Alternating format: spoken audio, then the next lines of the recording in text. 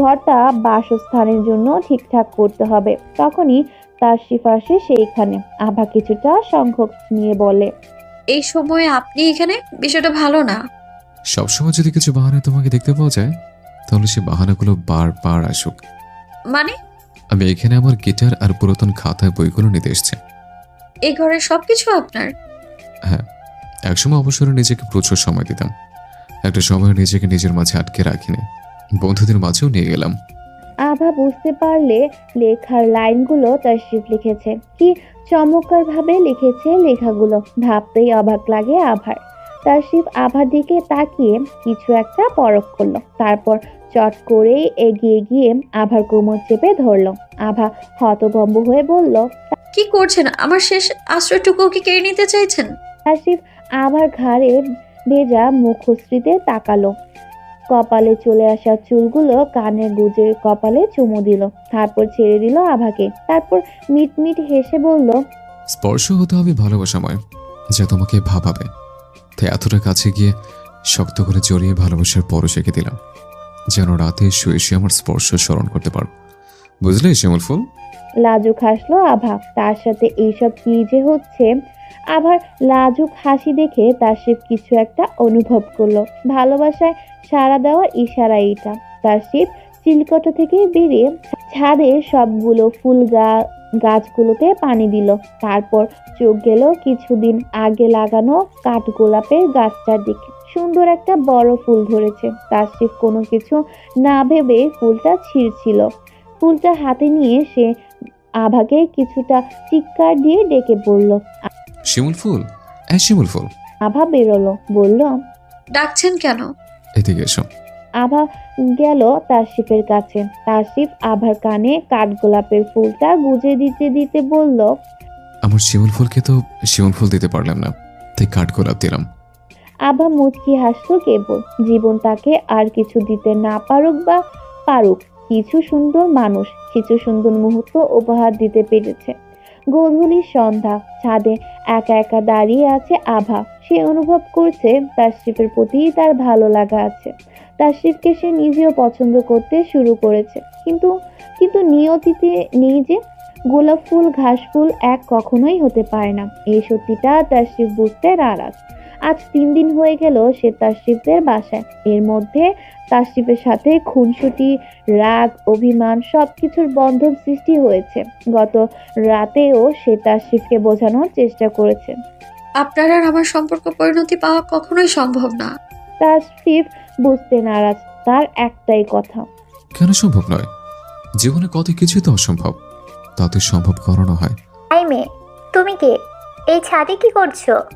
আভা যখন নিজের মনের সাথে কথা বলছিল ঠিক তখনই পেছন থেকে কেউ একজন তাকে উপরোক্ত প্রশ্নটি করে। আভা পেছনে ফিরে তাকায়। একটা মেয়ে, চুলগুলো ব্রাউন রং করানো, শর্ট একটা ড্রেস পরা, চোখে সানগ্লাস। আভা বলল, আমি আভা, জুলফার বান্ধবী। আপনি? আমি এ বাড়ির ছেলে তাশরিফ চৌধুরীর হবু বউ নিধি। তুমি এভাবে কেঁদে যাচ্ছ, কিন্তু কিছুই তো বলছো না। কি হচ্ছে শিমুল ফুল? আভাকে বারবার এক প্রশ্ন করতে করতে ব্যর্থ তাশরিফ। কিন্তু আভা জবাব দিতে পারছে না। পরবর্তীতে তাশরিফের মাথায় কিছু একটা আসতেই সে বলল, নিধি, নিধি এসেছিল আজ? কিছু বলেছে তোমাকে? আভা ভেজা কণ্ঠে বলল, আপনার হবু বউ আসতেই পারে, কিছু বলতেই পারে, তাতে কিছুই হবে না। শিমুল ফুল, আগে তুমি সবটা শুনতে পারতে আমার কাছ থেকে। কি না কি বললো মেয়েটা, তা শুনে কান্না করছো। কি অদ্ভুত বিষয়। যতটুকু জেনেছি ততটুকুই এনাফ, আর জানতে হবে না। তাও শোনো। তাশরিফ আভাকে সবকিছু খুলে বলল। আভা চোখ বুঝে বলল, এখন এখন কি করবেন? আমি ওকে কখনোই বিয়ে করব না, কারণ আমি তোমাকে ভালোবেসেছি। তোমার সাথে সারা জীবন থাকতে চাই। মন তো তুমি নিয়ে নিয়েছো, অন্য কাউকে কিভাবে দিই বলো? আভা তাশরিফকে জড়িয়ে ধরে একদম শক্ত করে। তাশরিফ আভাকে রাতের খাবার খাইয়ে দিতে দিতে বলল, কালই ড্যাডকে তোমার আর আমার বিষয়টা জানাবো। উনি যদি না মেনে নেন? ওনার ছেলেকে হারাতে হবে, কারণ তোমাকে ছাড়া আমি বেঁচে থাকবো না। আর আমি মরে গেলে আর আমি পাবে কোথায়? আভা তাশরিফের মুখে হাত রেখে বলল, এসব কি বলছেন? আর কখনো এগুলো মুখে আনবেন না। ওনারা বাবা মা, ওনারা আপনাকে কষ্ট করে বড় করেছেন, ওনাদের কষ্ট দিয়ে আমরা সুখী হতে পারবো না। আমাদের সুখ ওনারা না দেখলে আমরা কিভাবে দেখব? জীবনটা অনেক ছোট জানেন, এই ছোট্ট জীবনেই প্রাপ্তির অধ্যায়, এই ছোট্ট জীবনেই হারানোর অধ্যায়। আমাদের গোটা জীবনটাই একটা বই। অনেক সময় আমরা অনেক কিছু বুঝতে পারি, আবার অনেক সময় বুঝতেও পারি না। এখন আপনি অবুঝ আছেন, বাবার একমাত্র ছেলে আপনি, আপনাকে নিয়ে ওনার অনেক আশা। কষ্ট দিয়ে দিবেন এত সহজে?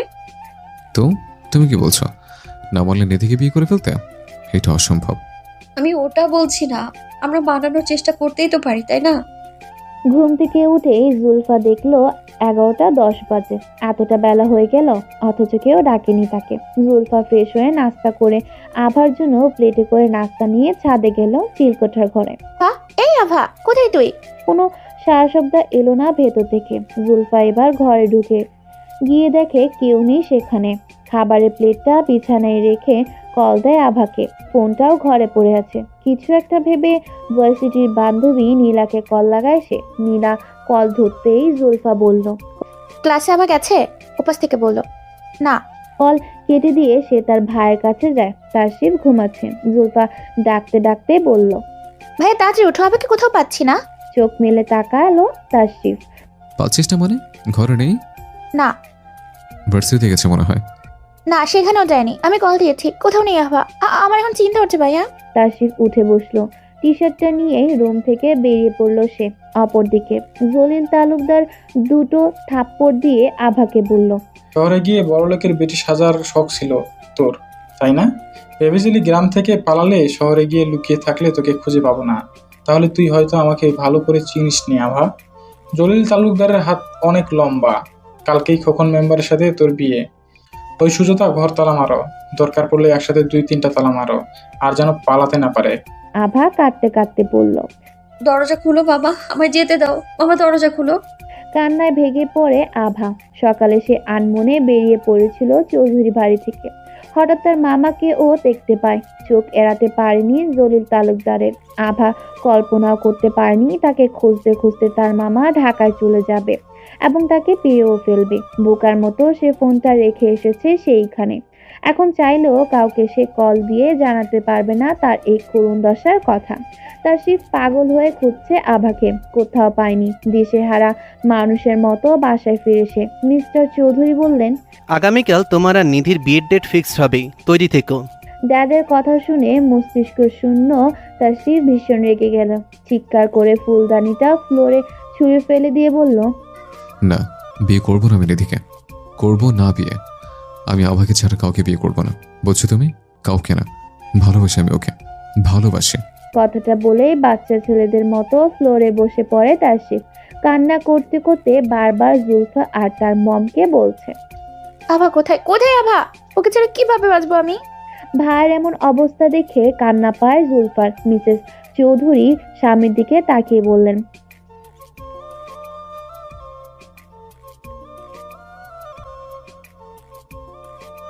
হুট করেই জুলফার মনে পড়ল আভার বলা কিছু কথা। আভাকে ওর মামা নিয়ে নাই দিত, হয়তো হতেও তো পারে আভাকে ওর মামা খুঁজছিল। কথাগুলো মনে আসতেই তাসরিফকে জুলফা বলল, ভাইয়া, আমি জানি আভা কোথায়। রাত পেরোলেই বিয়ে, তাও নিজের দাদার বয়সী একজনের সাথে। ভাবতেই বুক ফেটে কান্না আসছে আভাব। জানালার সামনে দাঁড়িয়ে আকাশ দেখছে সে। গোটা আকাশে একটা চাঁদ আলোকিত করে আছে। আচ্ছা, তাসরিফ কি খুঁজছে তাকে, নাকি ভুলে যাবে নিধিকে পেয়ে? কখনো কি ক্ষমা করবে তাকে? সত্যিটা জেনে বুকটা শূন্য শূন্য মনে হচ্ছে আভার। আভা, এই আভা। জানালায় ভালো করে তাকালো আভা। যেই খালা আগের বার ওকে বাঁচিয়েছিল ওই খালা এসেছে। আবার কলিজা যান ফিরে এলো। আভা বলল, মামা তালা খুলো, আমার দম বন্ধ হয়ে আসছে। পারতাছি না রে মা, 3টা তালা একসাথে মাইরা রাখছে। খালা মোবাইল আছে তোমার? না রে মা, মোবাইল কে দিব আমারে? নে, তোর লাইগা মুড়ি আনছিলাম, খাইয়া নে, খালি পেটে থাকিস না। মুড়ি দিয়েই সেই খালা চলে গেল। কান্না পেল আভার। নিজের জীবনটা শেষ হয়ে যাবে তার। কবুল বলার মুহূর্তে পুলিশ দেখে ভয় পেয়ে পালিয়ে যাওয়ার চেষ্টা করলো খোকন মিয়া। শেষ রক্ষা হলো না। পুলিশ তাকে ধরেই ফেললো। জলিল মিয়াকেও ধরলো। জলিল তালুকদার বলল, আমরা কি করছি স্যার? আপনারা কি করেছেন জানেন না? একটা কম বয়স্ক মেয়ের সাথে বুড়ো একটা লোকের বিয়ে দিচ্ছেন, তারপর মেয়েটার ইচ্ছের বিরুদ্ধে। উপরোক্ত কথাটি শুনে চমকে ওঠে আবা। এই কণ্ঠস্বর সে চিনে। তাশরিফ। হ্যাঁ, তাশরিফের কণ্ঠস্বরই। হ্যাঁ, তাশরিফের কণ্ঠই তো। আভা মাথা তুলে তাকালো। তাশরিফ আর জুলফাকে দেখে মা বসা থেকে উঠে ছুটে গেল তাদের কাছে। তাশরিফকে জড়িয়ে ধরে কান্না করে ফেলে মেয়েটা। পুলিশ জলিল তালুকদার, খোকন মিয়া সহ আভার মামি সুজাতাকেও তুলে নেয়। আভার মামাতো ভাই সুহানকে জুলফা সাথে নেয়। তাশরিফ গাড়িতে উঠায় আভাকে। দুজন গাড়িতে বসে আছে। তাশরিফ কোনো কথা বলছে না।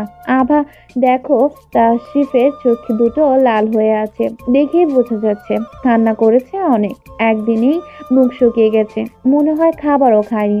আভা বলল, কথা কেন বলছেন না? আপনারা কিভাবে জানলেন আমি এখানে আছি? ভার্সিটি থেকে ঠিকানা নিয়েছি। আমি আজ করতে পেরেছিলাম যে তুই এখানে আছিস। সবচেয়ে বড় ব্যাপার হলো আরেকটু হলে তোকে হারিয়ে ফেলতো ভাইয়া। আভা তাকালো তাশরিফের দিকে, বলল, কথা বলছেন না কেন? তাশরিফ অন্যদিকে তাকিয়ে গম্ভীর হয়ে বলল।